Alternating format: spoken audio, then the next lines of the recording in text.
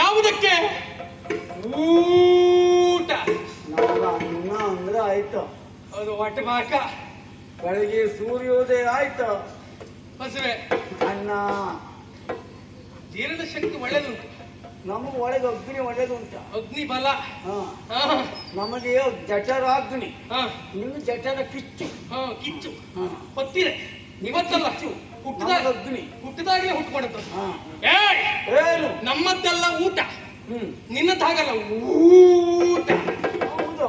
ಏಕಚಕ್ರ ನಗರದಲ್ಲಿ ನೀವಿರುವಂತಹ ಸಂದರ್ಭ, ಬಕನಿಗೆ ಮೀಸಲಾಗಿಟ್ಟಿರತಕ್ಕಂತಹ 12 ಕಣ್ಣಿಗಕ್ಕೆ ಅನ್ನ, ಒಬ್ಬರಿಗೆ ಪಾಯಸ, ಇದನ್ನ ದಿನನಿತ್ಯ ಅವನಿಗೆ ಕೊಡಬೇಕಿತ್ತು. ಅದನ್ನು ಕೊಡುವ ಸಲುವಾಗಿ ನೀನಲ್ಲಿಗೆ ಹೋದೆ.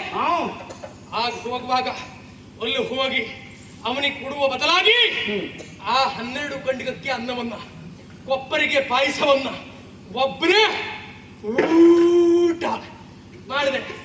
ಉಂಡವ ಮಾಡಿ ಯಾರು ಹುಟ್ಟುಕೊಂಡಿದ್ದಾವಾಗ ಏನನ್ನ ಹೇಳು.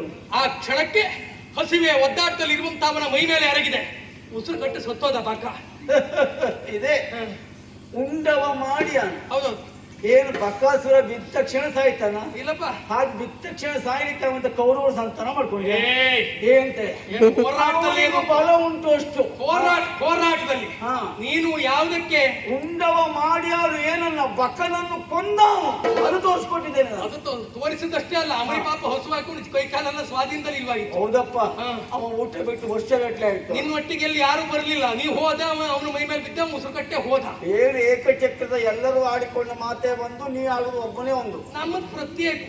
ಹಾಗಾಗಿ ನಂದು ಪ್ರತ್ಯೇಕ. ಹಾಗೆ ಅವನಂದ ನೀನು ಕೊಂದು ಮುಗಿಸಿದೆ. ಇರಲಿ, ಇಷ್ಟು ಮಾತಾಡುವ ನೀನು ಒಂದು ಜೂತ ಪ್ರಕರಣದಲ್ಲಿ ಏನು ಮಾಡಿದ್ಯೋ? ಓ, ಆವತ್ತಿನ